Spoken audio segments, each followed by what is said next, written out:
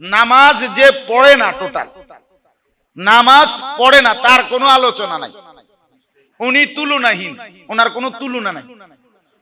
হ্যাঁ, ওনার কোনো কি নাই, তুলনা নাই। যে নামাজেই পড়ে না তার কোনো কি নাই, অতুলনীয়, অতুলনীয়। হ্যাঁ, অতুলনীয়। এটা কোনো মানুষের কোনো কাতারেই পড়ে না। এটা কার লগে কি এনাম সাহেবের লগে তুলনা দিবে, না খলিল ভাইয়ের লগে তুলনা দিব, না কার লগে কি দিব? এর তো কোনো তুলনাই নাই, না এর লিস্টেই নাই। মানে কোনো হিসাবেই নাই, এটা কোনো প্রকারেই পড়ে না, এটা কোনো আইটেমের মধ্যেই পড়ে না। বেনামাজি যার কপালে সেজদা নাই, এটা মানুষ, এটা পরিচয় দেয় কিভাবে? এটা রব্বুল আলামিনের গোলাম, এই পরিচয় দেয় কিভাবে? আফসোস ছাড়া, আফসোস ছাড়া। এক মুসলমান, যার মা মুসলমান, যার বাবা মুসলমান, যার বংশ মুসলমান, যার রক্তে ইসলাম, যে শুনেছে আমি মুসলমান, যে শুনেছে কালেমা, যে পড়েছে কালেমা, সে নামাজ ছাড়া থাকে কিভাবে? সে নামাজ ছাড়া থাকে কিভাবে? রাসূলুল্লাহ সাল্লাল্লাহু আলাইহি ওয়াসাল্লাম বলেন, ফারকু মা বাইনানা ওয়া বাইনাল কুফরি আস-সালাহ। আমাদের মাঝে আর কাফেরের মাঝে পার্থক্য নামাজ। কি বলেন না? এই লোকটা কি মুমিন না বেঈমান প্রমাণ করার উপায় নামাজ। নামাজ আগা কাটা না, কথা বুঝছেন না? খতনা করা এটা একটা আমল, সুন্নত আমল। খতনা করা, খতনা বুঝেন তো না? খতনা করা এটা একটা সুন্নত আমল, এটা একটা মুবারক আমল, এটা সুন্নাত, এটা ফিতরাত, স্বভাবজাত সুন্নাত, এটা ঠিক আছে। এটা কিন্তু লোকটা মুসলমান না অমুসলমান, লোকটা মুসলমান না বেঈমান নাফরমান, এটা বুঝার পার্থক্যের উপায় হলো নামাজ। নবীজি সাল্লাল্লাহু আলাইহি ওয়াসাল্লাম বলছেন। চাইলে এজন্য আমি তাদের কথা বললাম না। তাহলে আদাউস সালাহ অর্থ হলো নামাজ নষ্ট করে, নামাজ পড়ে কিন্তু কি করে? এক নাম্বার হলো জামাতে যে পড়ে না। রাসূলুল্লাহ সাল্লাল্লাহু আলাইহি ওয়াসাল্লামের বিখ্যাত হাদিস, নবী সাল্লাল্লাহু আলাইহি ওয়াসাল্লাম তার জীবনে এমন কোন আমলের ব্যাপারে এতটা কঠোর কথা বলেন নাই, নামাজ জামাত ত্যাগকারীর প্রতি যে কঠোর কথা বলেছেন। কি বলেছেন? রাসূলুল্লাহ সাল্লাল্লাহু আলাইহি ওয়াসাল্লাম বলেন, লাকাদ হামামতু আন আমুরা ফিতিয়াতি। আমার দিল চায়, নবীজি বলেন আমার মন চায় আমি আমার যুবকদেরকে ডাকি, আমার ছেলেদেরকে ডাকি, করি আমার ছেলেরা কই, আমার যুবকরা তোরা কই আও। নবীজি বলছে ফিতিয়াতি, যুবককে নবী ডাইরেক্ট ইয়া দিয়া আমার বলে নিজের দিকে নিসবত করছে।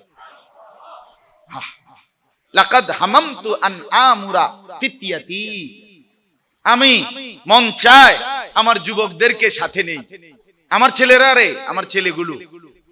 সব নেতা দুনিয়াতেও বলে আমার ছেলে পেলে আছে, হ্যাঁ একদম সাইজ করে সমান করে লাগবে, একদম বেড়া পাগলামের জায়গা না, ঠিক না?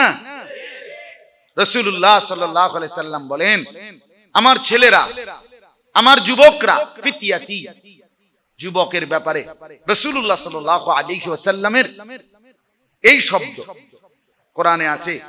হযরত মূসা আলাইহিস সালাম হযরত খিজির আলাইহিস সালামের কাছে গেছিলেন উচ্চতর ইলম অর্জনের জন্য, উচ্চতর ডিগ্রি, অনার্স মাস্টার্স তো করছে আগেই, কিন্তু আরো বড় ডিগ্রি নেওয়ার জন্য আল্লাহর পক্ষ থেকে হুকুম হইছে। খিজির আলাইহিস সালামের কাছে গেছে, সাথে যাকে নিয়ে গেছে নবী একজন মাত্র সঙ্গী নিছে, সেই সঙ্গীটা ছিল যুবক। নবীর সঙ্গী হয় যুবক, কোরআনে আছে। হযরত মূসা আলাইহিস সালাম ওয়াকালা লিফাতাহু আতিনা গাদাআনা, তিনি তার যুবক সঙ্গীকে বললেন যে খিদা লাগছে না খানাটা দাও, মাছটা ওই যে মাছ বাজ্জা আনছিলাম এটা কো। যুবক সঙ্গী বলতেছে এটা গেছে গা মাছ, গেছে গা, হ্যাঁ বাজা মাছ পানির দিকে গেছে গা। এটা অন্য ঘটনা, আপনি পড়ে নিয়েন, সুন্দর ঘটনা আছে। তো আপনার যুবক সঙ্গী হযরত ইউসুফ আলাইহিস সালাম 7 বছর দুর্ভিক্ষ পীড়িত মানুষ, যখন তিনি অর্থমন্ত্রী হইলেন জেলখানার থেকে বের হয়ে, তখন 7 বছর পুরা অঞ্চলে দুর্ভিক্ষ দেখা দিছে। এই 7 বছরের দুর্ভিক্ষ টানা উনি মানুষদেরকে স্বল্প মূল্যে খাবার দিছেন এবং দুর্ভিক্ষের মধ্যে আত্ম মানবতার সেবায় নিজেকে উজাড় করে দিবা নিশি ফুল টাইম ইউসুফ আলাইহিস সালাম সশরীরে দাঁড়াইয়া থাইকা একজন একজন করে দেখে দেখে চেহারা, এরপরে তিনি এই রিলিফের মাল অর্থাৎ স্বল্প মূল্যের খাবার তিনি মানুষকে দিছিলেন। এই 7টি বছর ওনার সাথে সার্বক্ষণিক সঙ্গী ছিল যারা যারা ওনাকে সেবা করে দিচ্ছে এবং মানবতার সেবা করেছে দুর্ভিক্ষের অবস্থায়, তারা ছিল যুবক। এটা কোরআনে আছে, এটাও কোরআনের আয়াত। ইউসুফ আলাইহিস সালামের 10 ভাই খাবার কিনতে আসছিল প্রথম যেবার। খাবার কিনতে আসার পরে ইউসুফ আলাইহিস সালাম তাদেরকে দেখেই চিনছেন, তারা চিনে নাই। খাবার বস্তা বইরা দেওয়ার পরে ইউসুফ আলাইহিস সালাম এখানে বস্তা ভরার পরে ইউসুফ আলাইহিস সালাম ওয়াকালা লিফিতিয়ানিহি, এই কোরআনের আয়াত, তিনি তার যুবক সঙ্গীদেরকে বললেন ইজআলু বিদাআতাহুম ফি রিহালিহিম, আমার ভাইদের প্রত্যেক বস্তার মধ্যে তারা যেই টাকাটা দিছে দাম খাবারের মূল্য প্রত্যেকের বস্তায় গুনে গুনে আলাদা আলাদা দিয়ে দাও। তাহলে এখানে স্পষ্ট আছে ওয়াকালা লিফিতিয়ানিহি, তিনি তার যুবক সঙ্গীদেরকে কি করলেন বললেন। তাহলে বোঝা গেল মানবতার সেবায় নবীর সঙ্গী হয়ে আল্লাহর বান্দাদের সেবা করেছে যারা, তারা কে ছিল? আল্লাহ তাআলা আমার মুসলিম নওজওয়ানদেরকে ফিরে আসবার তৌফিক দান করেন।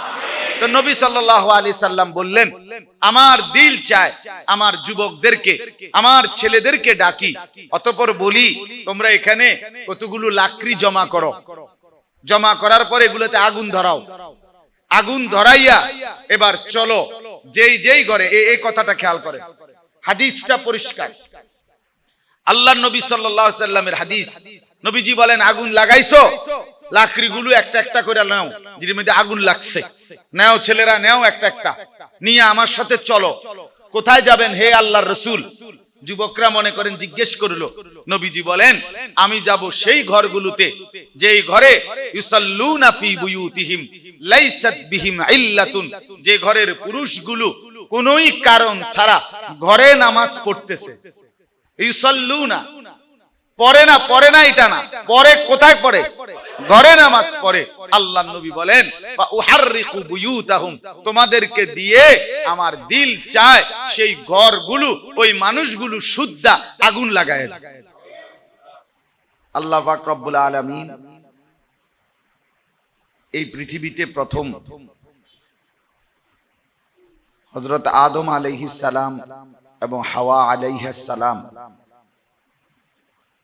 তাদেরকে দিয়ে পৃথিবীর আবাদি শুরু করলেন। এরপরে আদম আলাইহিস সালামের ইন্তেকালের পরে হযরত নূহ আলাইহিস সালাম তিনি পর্যন্ত মাঝখানে 2 জন বা 3 জন নবী ছিলেন।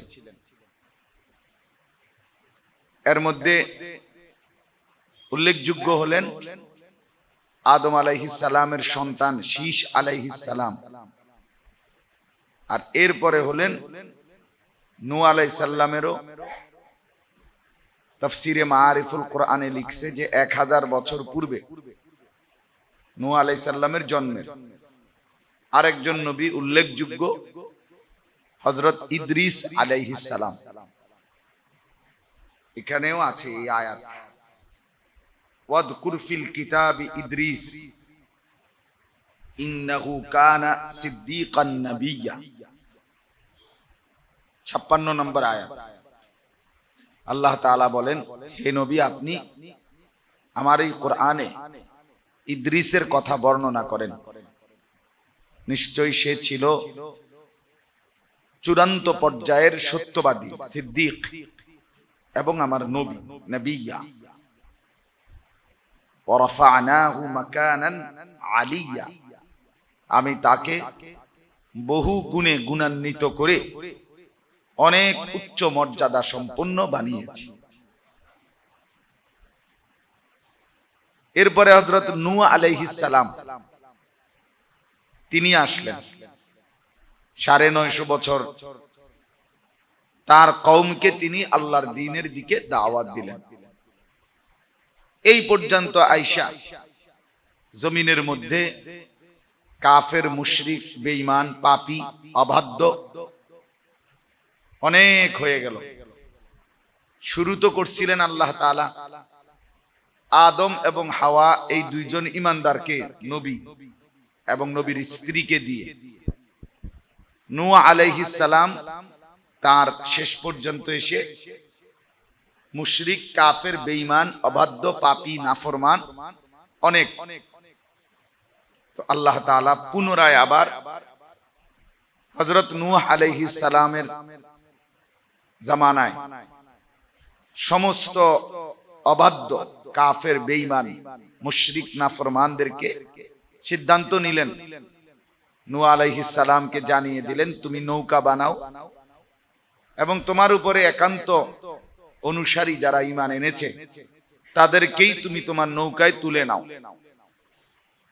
তিনি নৌকা বানাইলেন, তুলে নিলেন। আর বাকি যত নাফরমান, পাপী, কাফের, মুশরিক, অবাধ্য, সীমালঙ্ঘনকারী সবাইকে আল্লাহ তাআলা একসাথে ধ্বংস করে দিলেন। চূড়ান্ত ভাবে তুফানের পানি দিয়ে ধ্বংস করে দিলেন। এখন এই কথাটাই বোঝেন,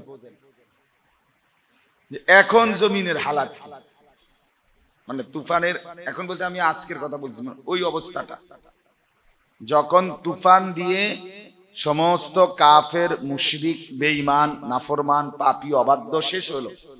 তো এখন জমিনের হালাত হলো, এখন জমিনে শুধুই আছে, পুরা আল্লাহর জমিনে পুরাটাতে মিলে আছে কেবলই শুধু নূহ আলাইহিস সালাম এবং ওনার সাথে যে ঈমানদার সঙ্গী কয়জন, এরা গোটা কায়নাত এরাই আছে শুধু মানুষের মধ্যে। এই কয়জন নূহ আলাইহিস সালামের অনুসারী ঈমানদার ১০০ জনও হয় নাই, ৮০, ৭০ বা ১০০-র নিচে, এই অল্প। এইবার আল্লাহ তাআলা পুনরায় নতুন করে আবার, প্রথম তো আদমকে দিয়ে শুরু করছিলেন, তো কাফের, মুশরিক, নাফরমান, পাপী বেড়ে গেল, আবার এদেরকে ধ্বংস করে দিলেন। নূহ আলাইহিস সালাম এবং তার ঈমানদার সঙ্গীদেরকে দিয়ে পুনরায় আবার এই জমিনের আবাদি সামনে আগানো শুরু করলেন।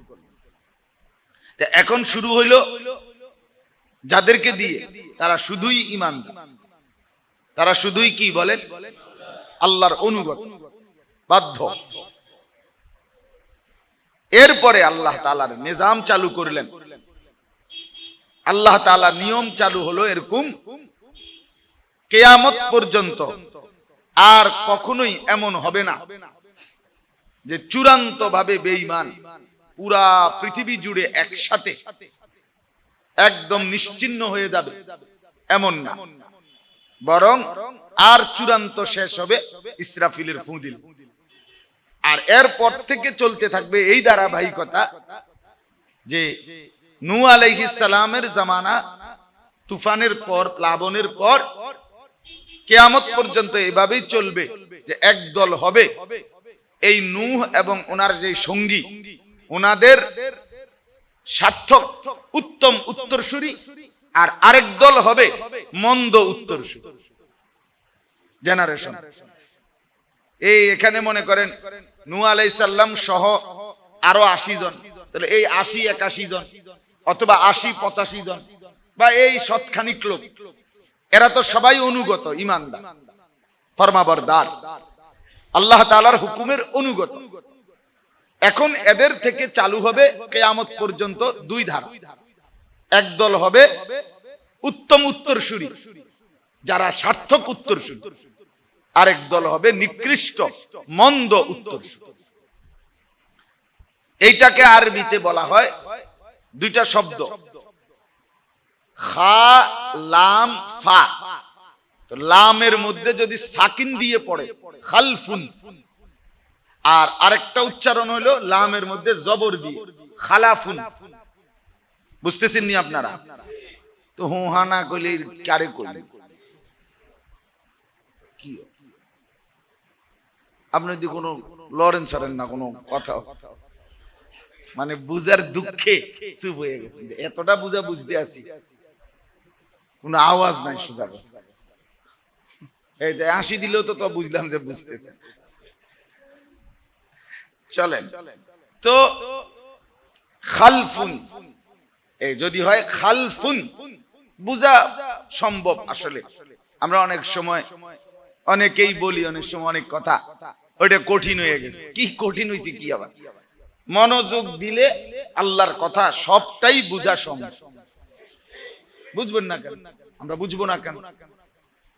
আল্লাহর কোরআন বুঝাতো উচিত, ধীরে ধীরে নিজে পড়াতো উচিত, অল্প অল্প করে বুঝাতো দরকার। যাই হোক, তো খালফুন লামের মধ্যে সাকিন খালফুন, তাহলে হলো মন্দ উত্তরসূরি। আর যদি হয় লামের মধ্যে জবর খালাফুন, তাহলে হলো উত্তম, সার্থক, উত্তম উত্তরসূরি, ভালো উত্তরসূরি। উত্তরসূরি তো বুঝেন, জেনারেশন, ওয়ারিস। আমরা ওয়ারিস বলি না, আমি আমার বাবার উত্তরসূরি, আমার বাবার ওয়ারিস, এইটাই উত্তরসূরি। এইটার জন্য দুইটা শব্দ ব্যবহার হয়, খালফুন খালাফুন। হাদিসের মধ্যে শব্দ আছে ইয়াহমিলু হাদাল ইলমা মিন কুল্লি খালাফিন উদুলুহু ইয়ানফুনা আনহু তাহরিফাল গালিন ওয়া ইনতিহালাল মুবতিলিন ওয়া তা'যীলাল জাহিলিন। আল্লাহর নবী সাল্লাল্লাহু আলাইহি ওয়াসাল্লাম বলেন, আমি যেই ইলম দ্বীন উম্মতের সামনে রেখে গেলাম, প্রত্যেক পরবর্তী ন্যায়পরায়ণ উত্তরসূরিরা সেটাকে এভাবে গ্রহণ করবে, আমার এই দ্বীনকে, যে সর্বযুগেই আমার সার্থক উত্তরসূরি যারা হবে তারা তিনটা কাজ করবে। আমার এই দ্বীনের মধ্যে যারা সীমা লঙ্ঘন করবে তাদের সীমা লঙ্ঘনকে তারা চিহ্নিত করে দূর করে দিবে। যারা বাতিল মতাদর্শ ঢুকাবে সেই বাতিলকে চিহ্নিত করে তারা দূর করে দিবে।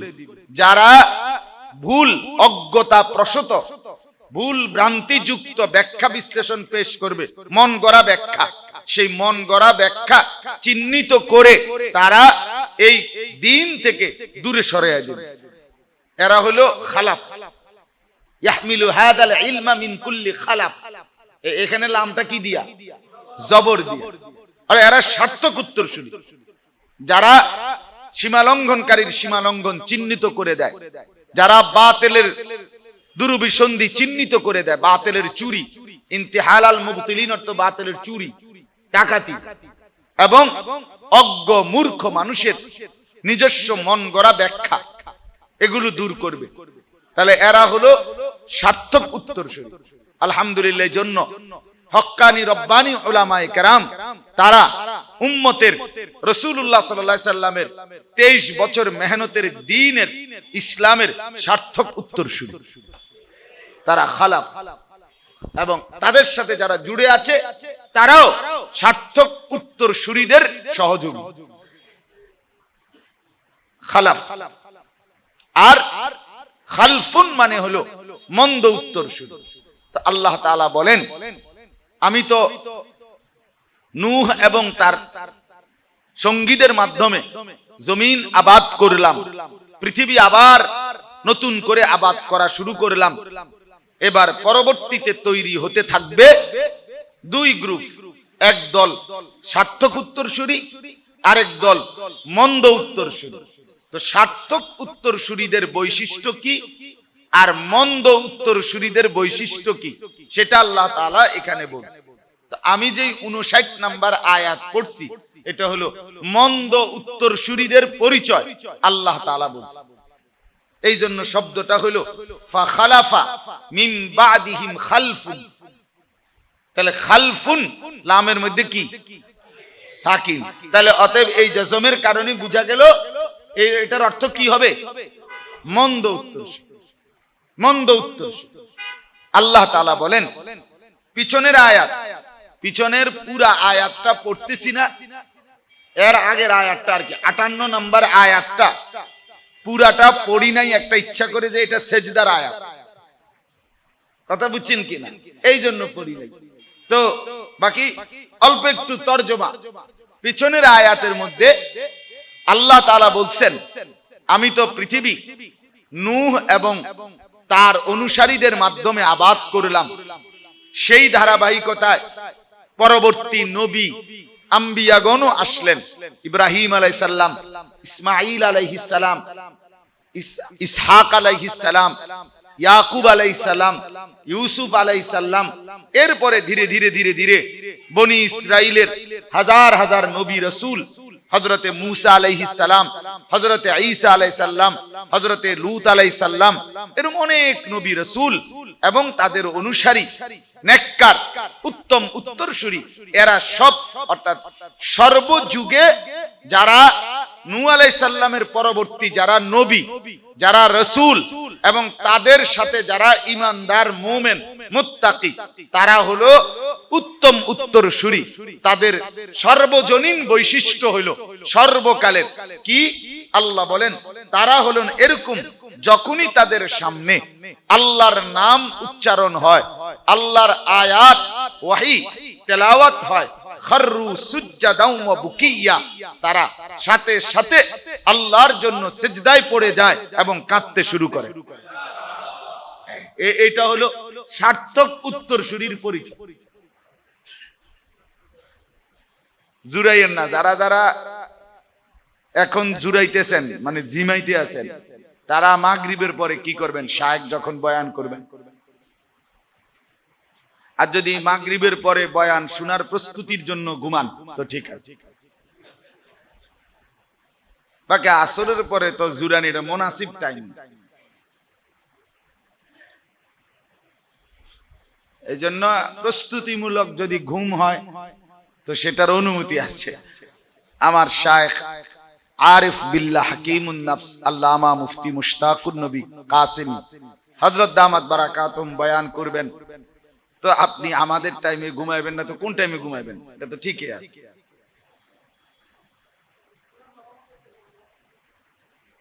মানে ঘুম আসলে এটা আল্লাহর রহমত হয়, আর সজাগ থাকলে আল্লাহর রহমত হয় না, এটা আমার জানা নাই। তো কি জি বা এজন্য এটা একটা অভ্যাসের ব্যাপার, অভ্যাসের ব্যাপার। আপনার 100 বার যদি ঘুম আসে, 1000 বার আপনি নড়বেন চড়বেন। নিজের সাথে কেউ যদি মুজাহাদা করে তাহলে সম্ভব। আমার খুলনার হযরত আরিফ বিল্লাহ হযরত মাওলানা মুফতি নুরুল আমিন সাহেব হযরত দামাত বারাকাতুহুম এটা বলছেন যে যার কলিজার ভিতরে আল্লাহ তাআলার মহব্বত আছে, আখিরাতের ফিকির আছে, সে আল্লাহর কথা শুনতে গিয়ে ঘুমায় না, জুরাইতে পারে না। বলে জুরানি আসে তো আসবে তো অবশ্যই, আপনি নড়বেন, আবার নড়বেন, আবার নড়বেন, যুদ্ধ করে হলো আপনি চোখ খোলা রাখবেন, চোখ খোলা রাখবেন। হ্যাঁ, দুনিয়ার একান্ত প্রয়োজনীয় কাজের বেলায় ঘুমানো খুব দরকার, আমি বুঝি, বিশ্রাম দরকার, কিন্তু চাঁদ উঠবার ঈদের আর মাত্র 3-4 দিন, এই সময় বেচা কিনার একটা ধুম টাইম, এই সময় ভাই ঘুমানো দরকার, আমিও বুঝি ভাই, কিন্তু সিজন কি আর সব সময় আসেনি ভাই, কষ্ট অহন না করলে কোন সময় করবো? তো এটা বলে না, কথা বলেন, বলে কি না বলে? কর্মচারীর ঈদে বলে তুই ঘুম যাইস, তোর 14 গোষ্ঠী লইয়া ঘুমাইস, সাতটা ওড়ো, ঈদের দিন সকালে তুই ঘুম দিবি, কোরবানির দিন উঠবি। আমার কোনো দুঃখ নাই, কিন্তু তুই এখন কি করিস না, ছুটিও কাটাইস না, এখন ঘুমও যাইস, বলে কি না বলে? তা বুঝাই গেল সিজনে ঘুমাইতে নাই, সিজনে কি করতে নাই, আন সিজনে ঘুমাইলে ভালো। আল্লাহর কথা শুনবার মৌসুম সময় এখন, তখন ঘুমাবেন কেন? আল্লাহ তাআলা আমাদেরকে হিম্মত দান করেন। এটা অনেকের, আমি আমার ছোট্ট জীবনে দেখছি, অনেকের অভ্যাস বানায় নিছে, বসলেই ঘুমায়, বসলেই ঘুমায়। এটা একটা নিয়মিত অভ্যাস না, এটা উচিত না। ঘুম আসবেই, আপনাকে নড়ে চড়ে যতক্ষণ কষ্ট করে আপনাকে ঘুম থেকে নিজেকে বাঁচাইতেই হবে। আল্লাহ তাআলা তৌফিক দান করেন। চলেন, তো বলতেছিলাম উত্তম সার্থক উত্তরসূরি হলো যারা আল্লাহর নাম শুনে, আল্লাহর আয়াত শুনে সেজদায় লুটিয়ে পড়ে। খাররু সুজ্জাদান, যারা লুটিয়ে পড়ে সেজদায়, ও বুকিয়ান, এবং কাঁদতে থাকে অঝোর ধারা। অর্থাৎ যারা আল্লাহর সেজদা করে, আল্লাহর গোলামি করে, আল্লাহর ভয়ে চোখের পানি ফেলে, আল্লাহ তাআলা বলেন তারা হলো উত্তম উত্তরসূরি, সার্থক উত্তরসূরি। তারাই হচ্ছে উত্তম জেনারেশন, উত্তম প্রজন্ম। এরপরে আল্লাহ তাআলা বলেন ফাখালাফা মিন বাদিহিম খালফুন, অতঃপর আসতে থাকে প্রত্যেক যুগে, প্রত্যেক জামানায়। হযরত আব্দুল্লাহ ইবনে আব্বাস রাদিয়াল্লাহু তাআলা আনহুমা, শ্রেষ্ঠতম মুফাসসির, তিনি বলেন যে চূড়ান্তভাবে নিকৃষ্ট উত্তরসূরি চূড়ান্তভাবে বেশি মাত্রায় দেখা যাবে কিয়ামতের পূর্বে, আমাদের এই জামানা। আমরা তো আল্লাহ তাআলা বলেন ফাখালাফা মিন বাদিহিম খালফুন, এই উত্তম উত্তরসূরি নবী, সিদ্দিক, আউলিয়া, নবীদের অনুসারী, সাহাবী, এদের পরে আসতে থাকবে খালফুন, নিকৃষ্ট উত্তরসূরি। কারা আসবে? প্রথম আধা ঘন্টা 40 মিনিট এই নল দিয়া পানি তো আসছিল, পবিত্র ফ্রেশ পানি, এখন দেখি 8-10 মিনিট আইতে আছে কি পানি? ময়লা ময়লা পানি। রব্বুল আলামিন বলেন যে এরপরে আমার ইমানদার আম্বিয়া এবং তাদের অনুসারীদের ধারাবাহিক করে আমি তো একটার পর একজনের পর একজন নবী এবং রাসূল পাঠাইতেছিলাম। নূহ আলাইহিস সালামের পর থেকে আখিরি নবী সাল্লাল্লাহু আলাইহি ওয়াসাল্লাম পর্যন্ত কিছুটা সময় পর পরই, যার ফলে পবিত্রতার এক সুমহান ধারা, উত্তম ধারা চলমান ছিল। কিন্তু জামানা যত দেরি হলো, তো শেষ পর্যন্ত আসতে থাকলো মন্দ উত্তরসূরি, নিকৃষ্ট উত্তরসূরি। এখন নিকৃষ্ট উত্তরসূরি কারা? এইটার আল্লাহ তাআলা দুইটা পরিচয় বলছে। কারা? নবী, সিদ্দিক, আউলিয়া, এদের আল্লাহর প্রিয় বান্দাদের নিকৃষ্ট উত্তরসূরি কারা? নিকৃষ্ট জেনারেশন কারা?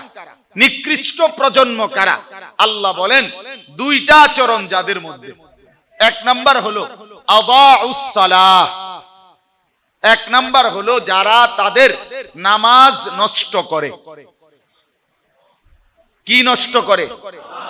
আদাউস সালাত, যারা নামাজ নষ্ট করে তারা হলো মন্দ উত্তরসূরি, নিকৃষ্ট উত্তরসূরি, নিকৃষ্ট প্রজন্ম। কি নষ্ট করে বলেন?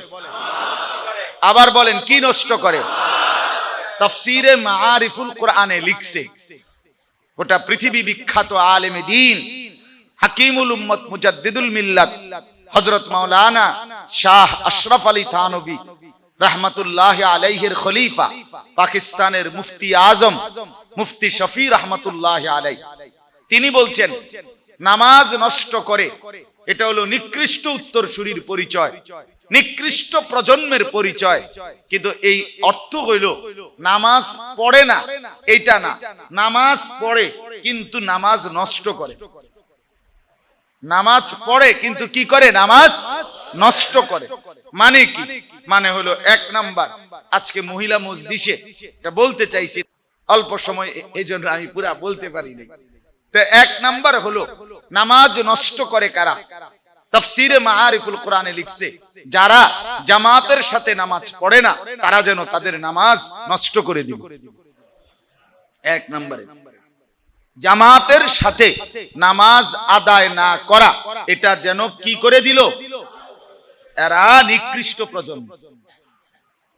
এখানে আমি বলছি সকালেও, প্রথম আগে কথা মনে রাখতে হবে, নামাজ যে পড়ে না, টোটাল নামাজ পড়ে না, তার কোনো আলোচনা নাই। উনি তুলনাহীন, ওনার কোনো তুলনা নাই। হ্যাঁ হ্যাঁ, ওনার কোনো কি নাই, তুলনা নাই। যে নামাজেই পড়ে না তার কোনো কি নাই, অতুলনীয় উনি, অতুলনীয়। হ্যাঁ অতুলনীয়। এটা কোনো মানুষের কোনো কাতারেই পড়ে না। এটা কার লগে কি এনাম সাহেবের লগে তুলনা দিবে, না খলিল ভাইয়ের লগে তুলনা দিব, না কার লগে কি দিব? হ্যাঁ তো কোনো তুলনাই নাই না, এর লিস্টেই নাই। আইছে উনি মানে কোনো হিসাবেই নাই। এটা কোনো প্রকারেই পড়ে না, এটা কোনো আইটেমের মধ্যেই পড়ে না। বেনামাজি যার কপালে সেজদা নাই, এটা মানুষ, এটা পরিচয় দেয় কিভাবে? এটা রব্বুল আলামিনের গোলাম, এই পরিচয় দেয় কিভাবে? আফসোস ছাড়া, আফসোস ছাড়া। এক মুসলমান, যার মা মুসলমান, যার বাবা মুসলমান, যার বংশ মুসলমান, যার রক্তে ইসলাম, যে শুনেছে আমি মুসলমান, যে শুনেছে কালেমা, যে পড়েছে কালেমা, সে নামাজ ছাড়া থাকে কিভাবে? সে নামাজ ছাড়া থাকে কিভাবে? রাসূলুল্লাহ সাল্লাল্লাহু আলাইহি ওয়াসাল্লাম বলেন, ফারকু মা বাইনানা ওয়া বাইনাল কুফরি আস-সালাহ। আমাদের মাঝে আর কাফেরের মাঝে পার্থক্য নামাজ। কি বলেন না? এই লোকটা কি মুমিন না বেঈমান প্রমাণ করার উপায় নামাজ। নামাজ আগা কাটা না, কথা বুঝছেন না? খতনা করা এটা একটা আমল, সুন্নত আমল। খতনা করা, খতনা বুঝেন তো না? খতনা করা এটা একটা সুন্নত আমল, এটা একটা মুবারক আমল, এটা সুন্নাত, এটা ফিতরাত, স্বভাবজাত সুন্নাত। এটা ঠিক আছে, এটা কিন্তু লোকটা মুসলমান না অমুসলমান, লোকটা মুসলমান না বেঈমান নাফরমান, এটা বুঝার পার্থক্যের উপায় হলো নামাজ। নবীজি সাল্লাল্লাহু আলাইহি ওয়াসাল্লাম বলছেন। চাইলে এজন্য আমি তাদের কথা বললাম না। তাহলে আদাউস সালাহ অর্থ হলো নামাজ নষ্ট করে, নামাজ পড়ে কিন্তু কি করে? এক নাম্বার হলো জামাতে যে পড়ে না। রাসূলুল্লাহ সাল্লাল্লাহু আলাইহি ওয়াসাল্লামের বিখ্যাত হাদিস, নবী সাল্লাল্লাহু আলাইহি ওয়াসাল্লাম তার জীবনে এমন কোন আমলের ব্যাপারে এতটা কঠোর কথা বলেন নাই, নামাজ জামাত ত্যাগকারীর প্রতি যে কঠোর কথা বলেছেন। কি বলেছেন? রাসূলুল্লাহ সাল্লাল্লাহু আলাইহি ওয়াসাল্লাম বলেন, লাকাদ হামামতু আন আমুরা ফিতিয়াতি।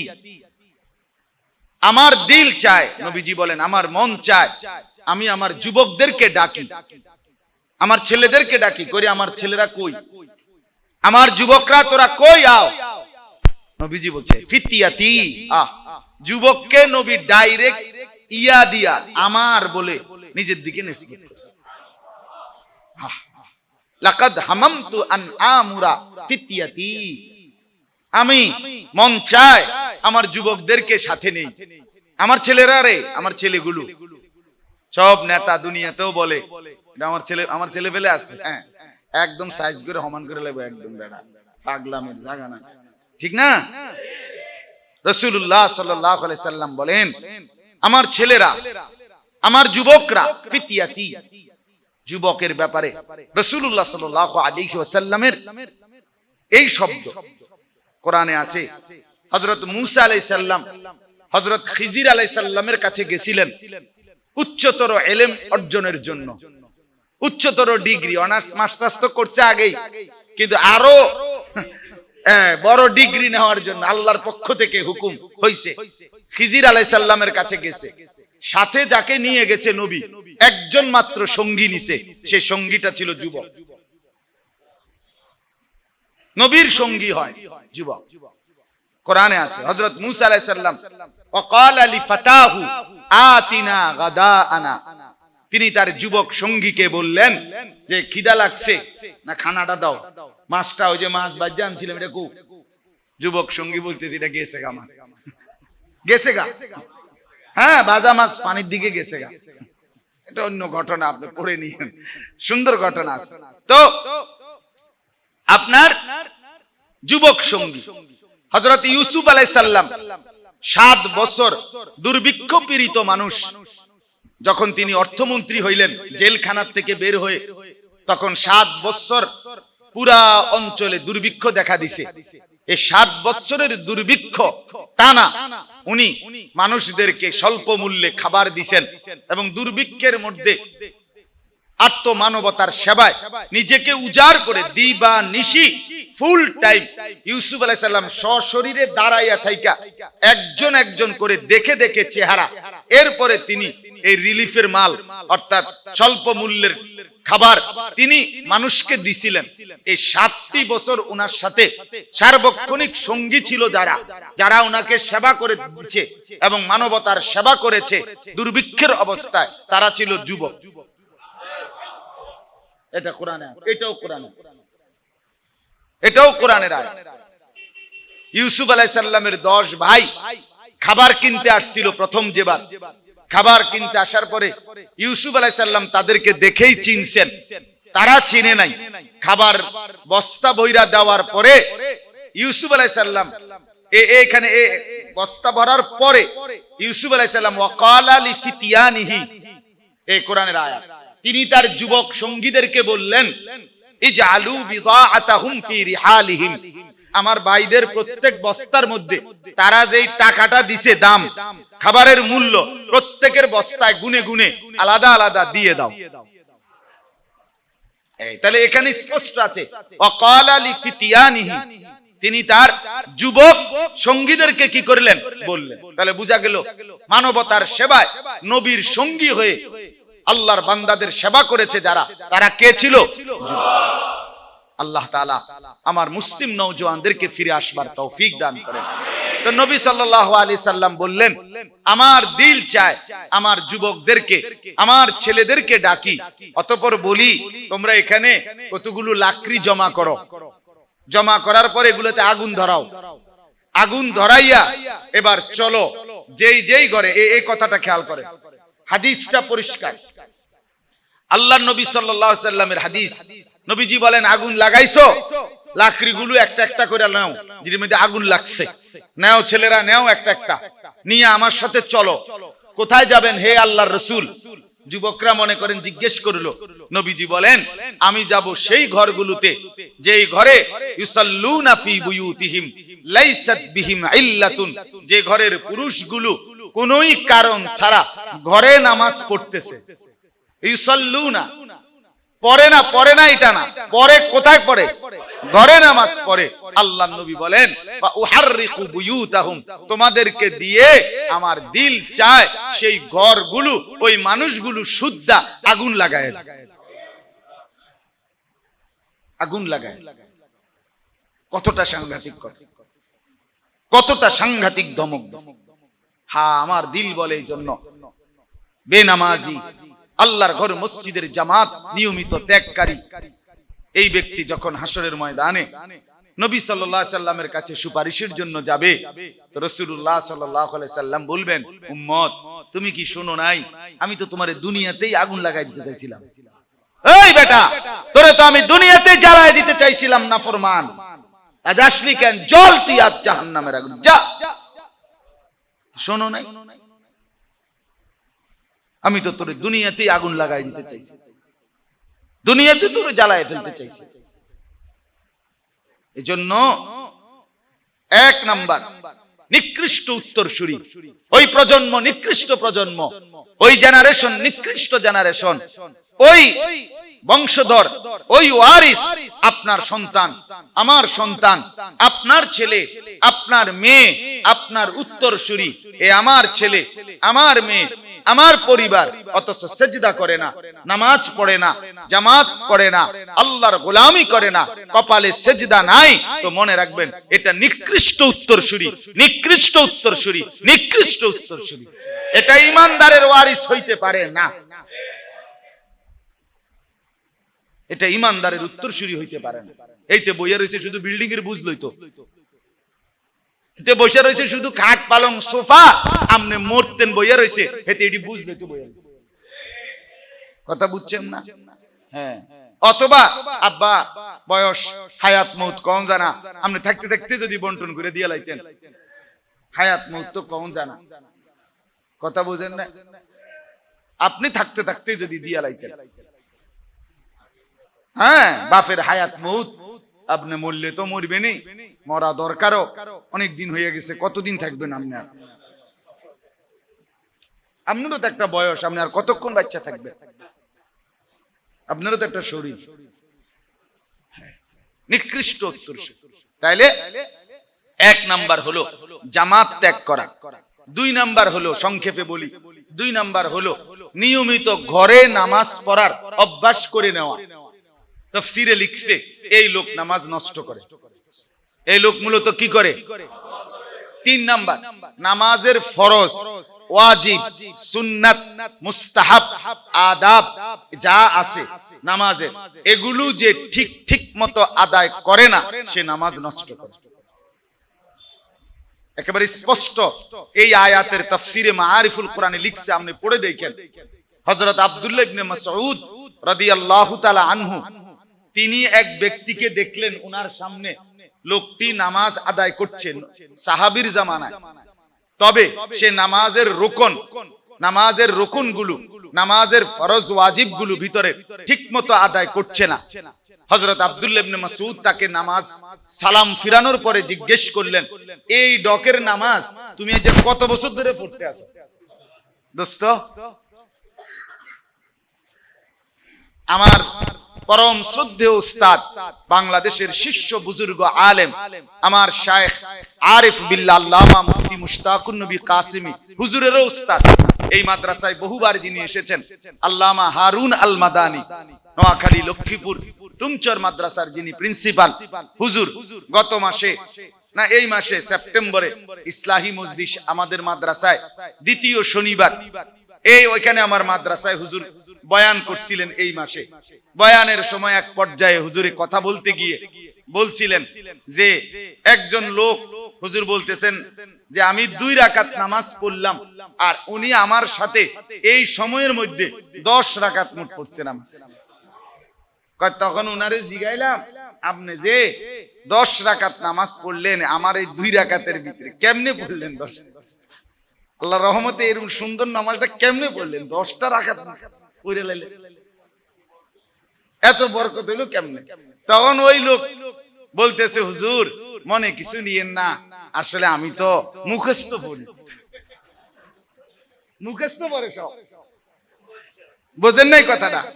বলতেছে, হুজুর আমি তো কি পড়ি? মুখস্থ পড়ি। এখন হুজুরে বলতেছে, তাহলে আমি কি সাইয়া পড়ি নাকি? আমি বলি, আরে মানে তাহলে আমি কি নাজারা পড়ি নাকি? আপনি হেফজ পড়েন, আমি কি নাজারানি পড়ি? এই হলো হালাত। তাইলে নামাজের ফরজ, ওয়াজিব, সুন্নাত, মুস্তাহাব, আদাব ঠিকমতো আদায় না করা, এটা নামাজ কি করা? জন্য বাপ দাওয়াতুল হকের মেহনত, মহিউস সুন্নাহ হযরত মাওলানা শাহ আবরারুল হক রাহমাতুল্লাহ আলাইহি হাকিমুল উম্মতের খলিফা ছিলেন, এবং ওনার সারা পৃথিবী ব্যাপী যেই মিশন ছিল, হাকিমুল উম্মত থানভী রাহমাতুল্লাহ আলাইহির প্রতিষ্ঠিত নাম দাওয়াতুল হক। সারা বাংলাদেশে আমাদের যাত্রাবাড়ি হযরত আল্লামা মাহমুদুল হাসান দামাত বারাকাতুহুম হযরত যেই দাওয়াতুল হকের আমির, এই দাওয়াতুল হকের সারা দেশ ব্যাপী, সারা পৃথিবী ব্যাপী ফিকির এটা যে উম্মতের আজান, উম্মতের ইকামত, উম্মতের ওযু, গোসল এবং নামাজ 100 সুন্নাত মোতাবেক হবে, এটাই দাওয়াতুল হকের মূল ফিকির। আমাদের প্রত্যেকের উচিত নিজেদের নামাজকে 100% সুন্নাত মোতাবেক করাবার চেষ্টা করা। করবেন তো ইনশাআল্লাহ? তাইলে হবেন সার্থক উত্তরসূরি। তাইলে হবেন কি উত্তরসূরি? নামাজ সুন্দর হইতে হবে। যার নামাজ যত সুন্দর, তার পুরা জিন্দেগি যত সুন্দর। 4 নাম্বার অর্থ হলো, তাফসীরে মাআরিফুল কোরআনে লিখছে, 4th নাম্বার হলো নামাজ নষ্ট করা। নামাজ নিয়ত বাঁধা থেকে শুরু করে যতগুলো পর্যায় নামাজের, দাঁড়ানো, রুকু যাওয়া, রুকু থেকে সোজা হওয়া, রুকু থেকে আবার সেজদায় যাওয়া, এক সেজদা দিয়ে স্থির হয়ে বসা, আরেক সেজদা দেওয়া, আবার বসা, এই যে যতগুলো বার নড়তে হয়, এই প্রত্যেকটা নড়ার মুহূর্তে প্রতিটা রুকনে আলাদা আলাদা ভাবে নামাজ কায়েম করা, মানে স্থির হওয়া, অর্থাৎ এখান থেকে ওইখানে তাড়াহুড়া দ্রুততা না করা, এটা হলো নামাজ নষ্ট না করার শামিল, আর যে তাড়াহুড়া করে সে নামাজ নষ্ট করে।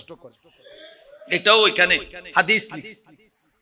আল্লাহর নবী সাল্লাল্লাহু আলাইহি ওয়াসাল্লাম ইরশাদ করেছেন, নামাজের প্রতি অঙ্গ যে ব্যক্তি তাড়াহুড়া করে, দ্রুততার সাথে করে, ধীরে সুস্থে পড়ে না, সে নামাজ নষ্ট করে। তাইলে আমরা মূল কথা হইল, নামাজ অসুন্দর পড়া, নামাজ খামখেয়ালি, গাফলতি, অবহেলা, অলসতার সাথে নামাজ আদায় করা, এটা নিকৃষ্ট অনুসারীর উত্তরসূরির পরিচয়। আল্লাহ আমাদেরকে হেফাজত করেন। কোরআনুল কারীমের মধ্যে আছে সরাসরি মুনাফিকের চিহ্ন কি। মুনাফিকের চিহ্ন কোরআনে বলছে আল্লাহ তাআলা, ওয়া ইজা কামু ইলাস সালাতি কামু কুসালা। আল্লাহ বলেন মুনাফিক কারা? আল্লাহ বলেন যারা নামাজে দাঁড়ায় অলস ভাবে। কিভাবে?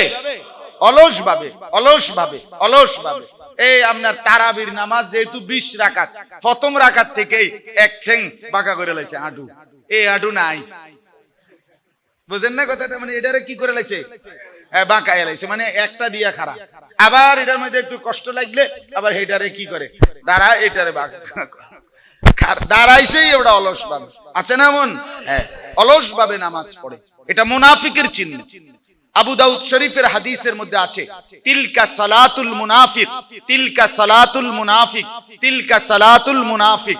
নবীজি বলেন ওই নামাজ মুনাফিকের নামাজ, ওই নামাজ মুনাফিকের নামাজ, ওই নামাজ মুনাফিকের নামাজ।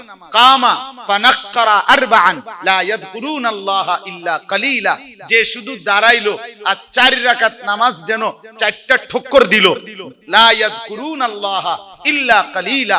আল্লাহর জিকির, যেই তাসবিহগুলো নামাজের, এগুলো একদম সামান্য, কোন রকম তাড়াহুড়া করে পড়লো, আল্লাহর নবী বলেন ওইটা 3 বার বলছে মুনাফিকের নামাজ, মুনাফিকের নামাজ, মুনাফিকের নামাজ। আমার পরম শ্রদ্ধেয় শায়েখ আরিফ বিল্লাহ হাকিমুন নফস আল্লামা মুফতি মুশতাকুন নবী কাসিমি বহুবার আপনাদের কাছে বলছে, আপনারা শুনছেন, আমরা শুনছি, যে তাসবিহ, যেই তাসবিহ দ্রুততার সাথে পড়ে, এটা কোনোভাবেই তাসবিহ হয় না, সুন্নাত মোতাবেক তাসবিহ হয় না। বলছি কিনা বলেন?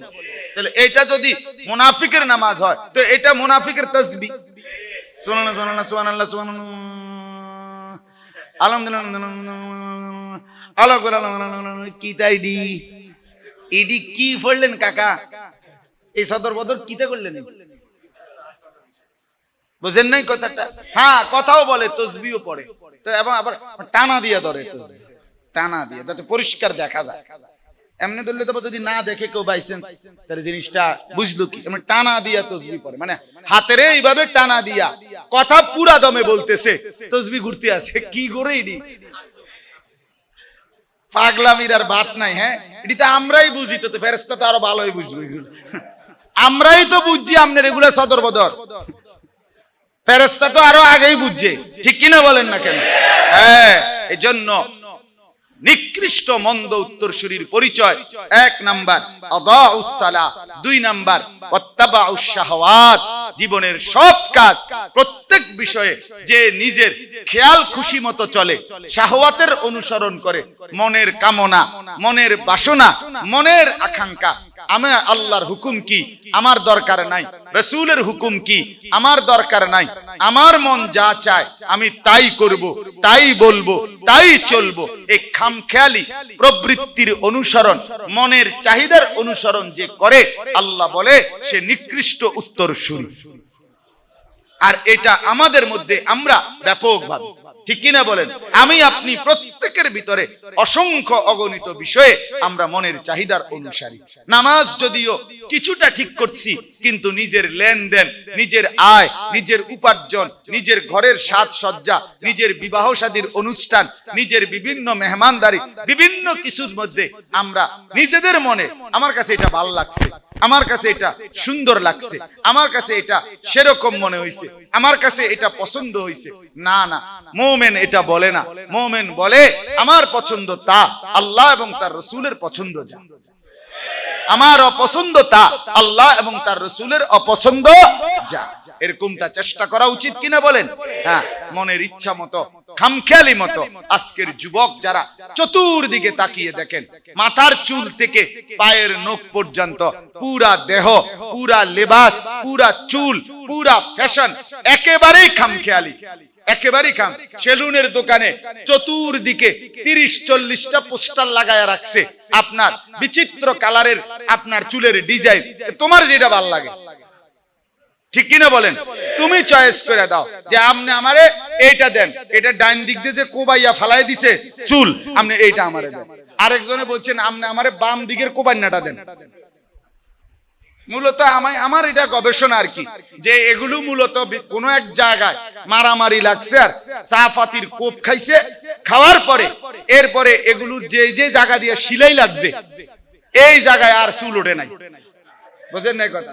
বিভিন্ন খান দিয়ে, কারো এন দিয়ে সিলাই লাগছে, কারো এদিক দিয়ে লাগছে সিলাই, কারো এন দিয়ে সিলাই লাগছে, আবে তবে না ফিরে খাইছে, যার কারণে আর চুল ওঠে নাই।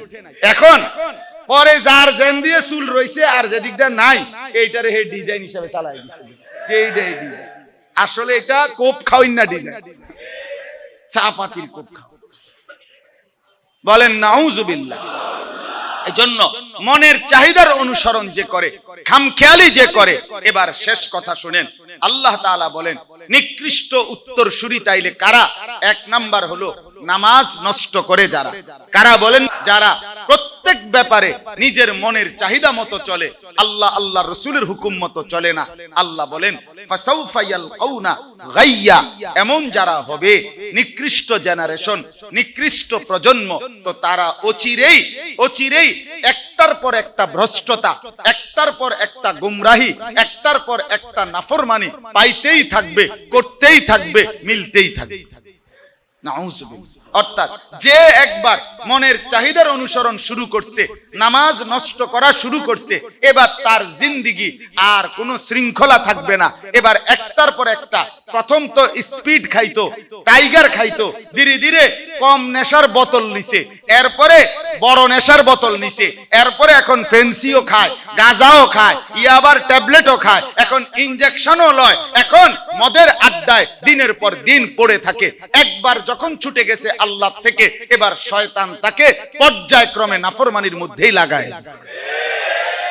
প্রথমে তো নারীর ছবি দেখছিল, এরপরে কথা বলা শুরু করছে, এরপরে হাত ছুঁয়ে দেখছে, এরপরে শরীর ছুঁয়ে দেখছে, এরপরে জড়িয়ে ধরছে, এরপরে গোপন জায়গায় নিয়ে গেছে, এরপরে নিজের ইজ্জত, মা বাবার ইজ্জত, দ্বীনের ইজ্জত, সমাজের সম্মান সব নষ্ট করে জিনা আর ব্যভিচারের চূড়ান্ত লজ্জাস্থানের শাহওয়াত করে জিন্দেগি নষ্ট করে দিয়েছে।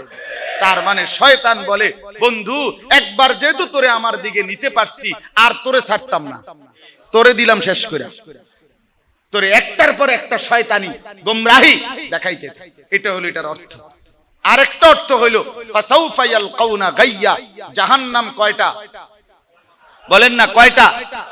সবচেয়ে নিকৃষ্ট জাহান্নাম 7টি জাহান্নামের মধ্যে সবচেয়ে নিকৃষ্ট গর্ত, যেটা জাহান্নামের সবচেয়ে নিকৃষ্ট জঘন্য একটি গর্ত আছে, এই গর্তটার নাম হলো গাই। কি নাম? এই গাই। হাদিসের মধ্যে আছে, তাফসিরে আল্লাহর নবী সাল্লাল্লাহু আলাইহি ওয়াসাল্লাম বলেন যে বাকি জাহান্নাম পুরাটা এই গাই নামক জাহান্নামের গহ্বর আযাব থেকে জাহান্নামের বাকি অংশ আল্লাহর কাছে পানাহ চায়। এত জঘন্য। আল্লাহ তাআলা বলেন নিকৃষ্ট জেনারেশন যারা, প্রজন্ম যারা নিয়মিত নামাজ নষ্ট করে এবং মনের খেয়াল খুশি মতো পড়ে, আল্লাহ বলেন অচিরেই তারা জাহান্নামের ওই গাই নামক গুহার মধ্যে নিক্ষিপ্ত হবে। হ্যাঁ, যারা রোজাদার, কোন তলায়? মাদ্রাসা ভবনের দোতলায় ইফতারের ব্যবস্থা আছে আপনাদের জন্য। যারা রোজাদার তারা ওইখানে ইফতারের জন্য যেতে পারেন। শেষ কথা হইল, তাইলে এখন কি বুঝলেন? সহজ কথা হইল, আমরা কিন্তু সেই নূহ আলাইহিস সালামের জামানার পর থেকে দীর্ঘদিন পরে রাসূলুল্লাহ সাল্লাল্লাহু আলাইহি সাল্লামের জামানা থেকে 1450 বছর পরে আমরা হলাম নতুন, আমরা যেই জেনারেশন, তাহলে আমাদের উচিত আমরা যেন নিকৃষ্ট জেনারেশন না হই।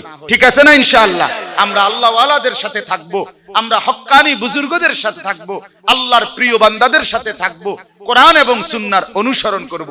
ঠিক আছে ইনশাআল্লাহ। শেষ কথা হলো, আল্লাহ বলেন এরকম আচরণ যার নামাজ নষ্ট করে এবং মনের চাহিদা মতো চলে, সেই ব্যক্তি বেঁচে থাকার উপায় কি? আল্লাহ বলেন ইল্লা মান তাবা, যদি সে তওবা করে, ওয়া আমানা, আমার কথার উপরে, রাসূলের কথার উপরে ঈমান আনে, ওয়া আমিলা সালিহান, সব আমল নেক আমল করতে শুরু করে, তো আল্লাহ বলেন ফা উলাইকা ইয়াদখুলুনাল জান্নাতা, তারা সকলেই জান্নাতেই প্রবেশ করবে। ওয়ালা ইউজলামুনা শাইআ, একটা লোকের উপরও কোনো জুলুম করা হবে না, বরং অনুগত তওবাকারী আমার হুকুম পালনকারী প্রত্যেককেই 100 জান্নাত দেওয়া হবে।